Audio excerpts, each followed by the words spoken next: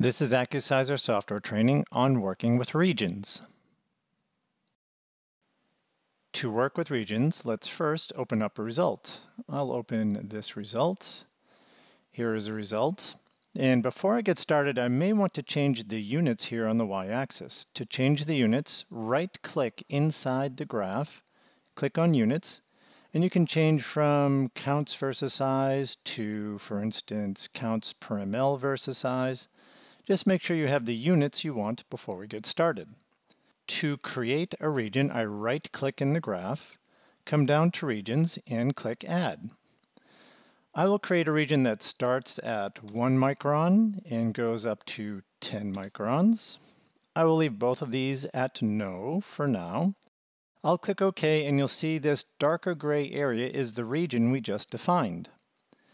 I can now right-click within this region, click on Regions, and look at Statistics.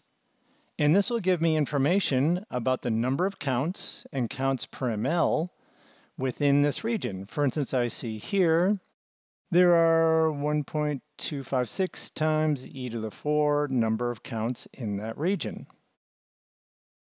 Below here I can see the mean median mode for the number, the area, and the volume distribution. So I've created a region, and now I see how many counts are within that region.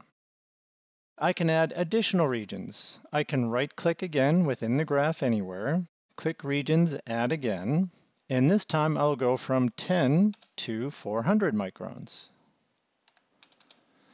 Click OK, and now we have two regions, the 1 to 10 and the 10 to 400. Again, I could right-click, look at Regions, and look at Statistics. So here's the information I have for the counts in the mean median mode within either of these regions. I can also view this data by coming into the Sample Explorer, clicking on Region Summary, and if I click here, below I'll see the data for the first region 1 to 10. If I click here, I'll see the data for the second region from 10 to 400. I'll go back to here, and I can remove regions anytime I want by clicking on Regions, Remove, or I could edit the size ranges. I will remove that region, or I could click on Regions, Remove All. So here I can get information for different regions, but there is not a way to print or report on those various regions.